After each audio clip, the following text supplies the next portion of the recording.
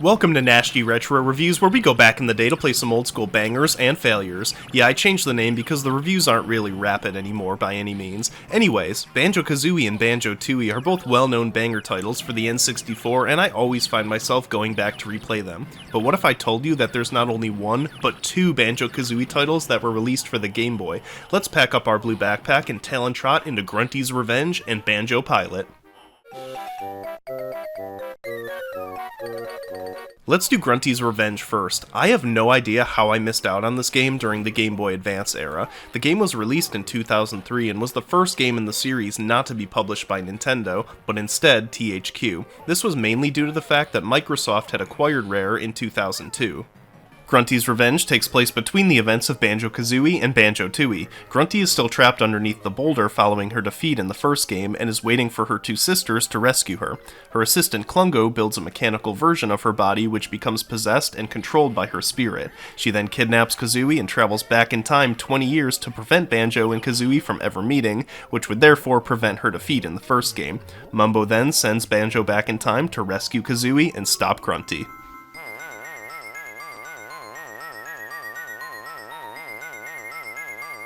Grunty's Revenge plays very similar to its predecessors, as you'll need to travel to different worlds to rescue Jinjos, collect music notes, and of course find enough Jiggies to access the next world. It's the same formula we all know and love. Hold on one second, my dog is chewing something. Hey, put that down. What is that?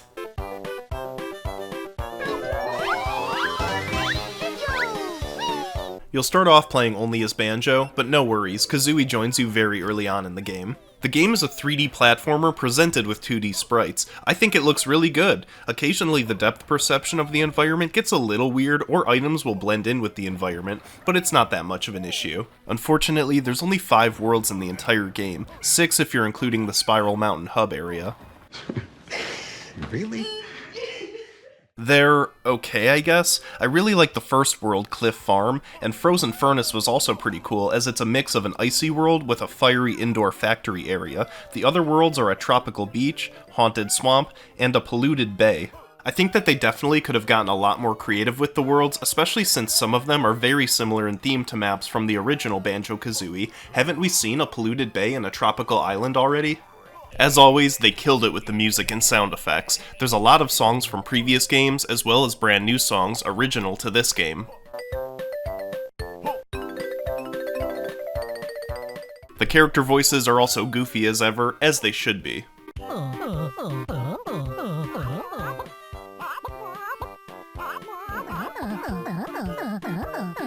Speaking of characters, we get some returning characters, as well as some characters making their debut in the series. What the fuck is that? I bet it'd be so fun to make a character in one of these games. Actually, I want to try. Bottles' relative, Bazai, will teach you all of the moves in the game once you've collected enough music notes. Banjo and Kazooie's moveset has been watered down pretty significantly compared to the other games. The moves you learn are mostly just moves you learn in the tutorial area of Banjo-Kazooie, like rolling or high jumping. I guess they just forgot everything from the first game. I think they could have easily made a joke about this, like, oh yeah, you're on a different console now, so you have to learn this all over again.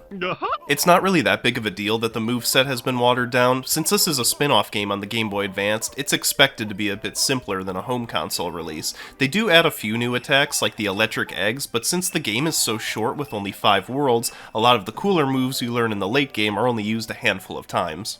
At one point you learn how to dive underwater, and the underwater sections are pretty fun and interesting. I really like this part on Breagle Beach where you have to follow a dolphin and navigate all the way through this cavern to reach a Jiggy. Unfortunately, there's only a handful of underwater areas. Again, if there were more worlds in the game, they could have more sections like this. There's no special shoes to wear in the game like in the other titles, such as the running shoes or the wading boots. I think they definitely could have added these, especially the wading boots, because there's a lot of worlds that have watery areas that you can't enter without getting damaged. I just want some shoes! Shoes. Shoes. Oh my god, shoes. There's also no flying in the game. How the hell did they leave that out? That's one of the duo's most important abilities in the entire series. I think they could have at least made a rail shooting section where you fly around, similar to the rail shooting minigames. There are 4 transformations that Mumbo will change the duo into in this game that are all brand new. Unlike the other games in the series, you can change into any of these transformations in any world.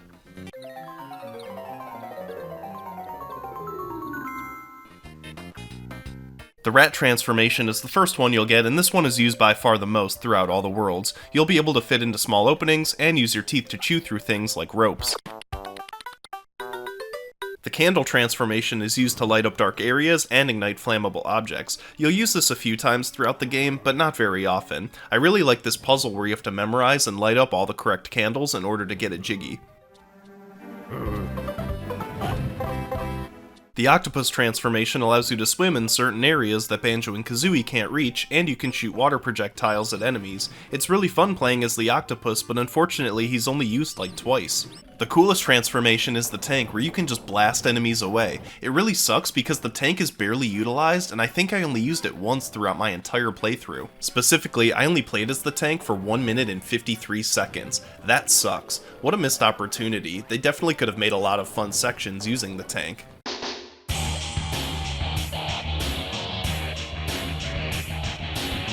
I think that if there were more than 5 worlds, a lot of the underutilized moves and transformations would have had more opportunities to be used, and therefore the game would be a lot more fun than it is. There's multiple minigames you'll need to complete in order to collect jiggies throughout the worlds. In the earlier parts of the game, these are really fun and interesting, but as you progress further, they start to repeat with just a slight increase of difficulty. The boss fights suck ass. You'll alternate fighting against Mecha Grunty or Klungo depending on the world, and they're extremely easy to beat each time. There's no other bosses besides these two. In the other games, there's a good variety of goofy-ass bosses to fight, so it really sucks that they didn't get creative with the boss fights at all in this game. The final boss fight is a 3-stage fight against, you guessed it, Mecha Grunty and Klungo. This fight is actually pretty tough and took me a good amount of tries to beat. Why couldn't they have more boss fights like this at any other point in the game? It's a massive difficulty spike. After the first phase against Mecha Grunty, you'll participate in a 3-question quiz, followed by a fight against Klungo. Both of these fights are very similar to the previous encounters with these two, but just a bit more difficult. This is where the fight starts to kind of suck. Now you have to participate in a longer quiz where there's the potential to play a minigame. Remember those minigames we were enjoying earlier? Well, get ready to fucking hate them. I must have played this damn fishing game like 30 times. If you die at any point, it's back to the beginning, and it takes forever to get through everything again. The third phase is the final epic showdown against Mecha Grunty. She's a bit tricky, especially because the fight has been pretty long at this point, but once you memorize her attacks, you'll defeat her, and that's the game. Her soul returns to her body under the boulder, and she'll have to wait for her lazy-ass sisters to free her in Banjo-Tooie. During the credits scroll, you can collect gold coins on the slide minigame. With the gold coins you collect, you can go back to Spillerton to spend them at this on this arcade machine. What the fuck is Mr. Drippy doing? Anyways, if you really want to, you can replay all the minigames in the arcade machine. My rating of Banjo-Kazooie Grunty's Revenge is a 6 out of 10. Honestly, I was loving the game after the first 2 worlds, but it got very repetitive after that. If the game was longer, they would have had room to put more gameplay variety, puzzles, and bosses. Because it's so short with only 5 worlds, everything that's introduced, whether it's a new move or transformation, doesn't have the chance of being utilized. That being said, I still had an overall good time playing through the game, and was happy to experience more of one of my favorite video game franchises. It sucks I missed out on this as a kid because I know I would have loved this back in the day. But we're not done because we still have another Banjo game to play on the Gameboy Advance. Let's start our engines and fire up Banjo-Pilot.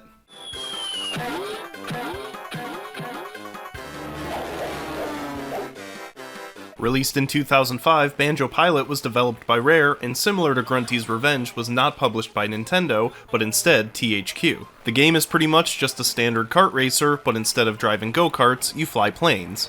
The main game mode is the Bottle's Grand Prix. You'll select from a cast of characters and then choose a cup. Each cup consists of 4 races, again, just like any other kart racer out there. The better you do in each race, the more points you'll earn, which puts you higher up on the podium.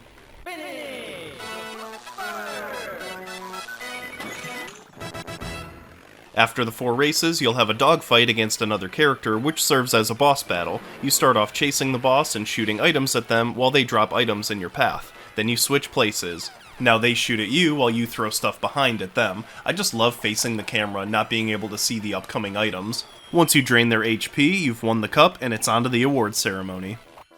The audience looks like they just copy and pasted the character sprites from Grunty's Revenge. Oh come on, who invited this sick fuck? Anyways, the characters up on the podium look pretty damn good. Let's talk about the tracks themselves. The tracks are fine, I guess. They're themed off of different worlds from the Banjo-Kazooie series. They're really just a basic racetrack with familiar sprites from those worlds placed in the background. In some cases this works well, like when you see the snowman on Freezeezy Peak, you feel like you're racing through Freezeezy Peak. Other maps completely miss the mark, like Clanker's River. It's just a grassy area with a sprite of Clanker in the background. The track itself isn't that bad, but the problem is that Clanker lives in a fucking cavern! Did they even play the first game? They definitely could have themed the tracks better, but from a gameplay perspective, they're fine. I just have one more thing to bitch about regarding the tracks though. Which world out of all the Banjo-Kazooie games would you most likely be flying around the sky in a plane? The one that takes place in the sky? Why they didn't include a Cloud Cuckoo Land track is beyond me. They clearly could animate clouds in the boss battles, just make it into a track and put Canary Mary flapping around in the background. Hold on, my dog has something again. What do you have now? Music being such a major part of the series, since Banjo and Kazooie are named after instruments, they completely shit the bed in Banjo-Pilot. The title screen and main menu play the theme song, which is great, but during the races, I don't know what the fuck they were doing. Just listen to this. I taste shit. It sounds like something from a Donkey Kong game. I don't know why they didn't just recycle the music from the other games. That would sound way better than whatever this is. The Gold Feather item, which is like the star in Mario Kart, plays a really weird song when you use it. The Gold Feather theme is just a variation of the opening theme, which they were able to replicate, so I'm not sure why we ended up with this instead. The gameplay itself is actually pretty good. The plane controls well and the races can get pretty intense. Grabbing a honeycomb will give you an item to use against your opponents. There's 6 items total and they're basically your standard kart racer items. Nothing really special. Wait, are those shoes? Let's get 'em. Each track has 4 music notes that can be collected, and collecting these will give you pages to give to Cheeto in exchange for unlockables, like new characters. That's a weird way to incorporate notes into the game. Why not just have the notes increase your max speed? Like the coins in Mario Kart? I swear it's just one missed opportunity after another in this game. Some of the tracks have globos that you can shoot at to get a speed boost. It's not really that helpful, but it's good to see the globos in the game. The boss fights I was actually doing completely wrong at first. I figured you just pick up an item and use that to attack the boss, but it turns out you have a basic attack where you can shoot red balls that you can use whenever. Once I found this out, the boss fights were really easy. Also, the red balls should have been blue eggs. Another missed opportunity. There's a Jiggy challenge mode where you need to collect 6 Jiggies on a track while racing bottles. This is kind of like the silver coin races from Diddy Kong Racing. I honestly think I had the most fun in this game mode. It gets intense when you've gotten all the Jiggies and you need to beat Bottles to the finish line. Once you complete all the tracks, you unlock Bottles, and he's by far the best racer in the game. Once you've completed all 4 cups of the Bottles Grand Prix, you unlock the Grunty's Grand Prix, in which all of the tracks are reversed and a little more difficult. Once you've unlocked Bottles, every single race is an automatic win. He's so fast and controls very well. I won every single race without even trying. You know how one of Grunty's main character traits is that she's always talking in rhymes? Well, in this game, she doesn't. How hard would it have been to make her dialogue rhyme? All they had to do was write something like, "Looks like you came in first, but I'm not amused. This next race you will surely lose." Wow, that was hard. This makes me believe that the developers really didn't care, or they don't understand the franchise very well. With Bottles, you'll easily complete the Grunty Grand Prix and win your trophy. What the hell is that? Completing this will unlock Grunty as a playable character, but her fat ass is so slow there's really no point in playing as her. You'll also unlock the Endurance Grand Prix, which is all 16 tracks in a row, and the Jinjo Grand Prix, which is 6 random tracks. It's always nice to have some more options if you're wanting to play the game more. My rating of Banjo-Pilot is a 5 out of 10. The game is just kind of a watered-down Diddy Kong Racing that plays fine, but is loaded with laziness and missed opportunities. I think that if they really nailed the theming of the tracks using all of the great source material they had, this game would have been a great addition to the Banjo-Kazooie franchise. It really just goes to show that the franchise has not been handled very well in the hands of Microsoft. We still have to cover nuts and bolts, but we'll save that for another day. For now, it's time to celebrate completing these Banjo Game Boy games that we missed out on back in the day. Thanks for watching this episode of Gnashty Retro Reviews. If you enjoyed, please be sure to drop a like and subscribe to join the Gnashty Nation. If you want a specific game reviewed, drop a comment below and I'll be sure to add it to the list. I'll see you guys on the next one.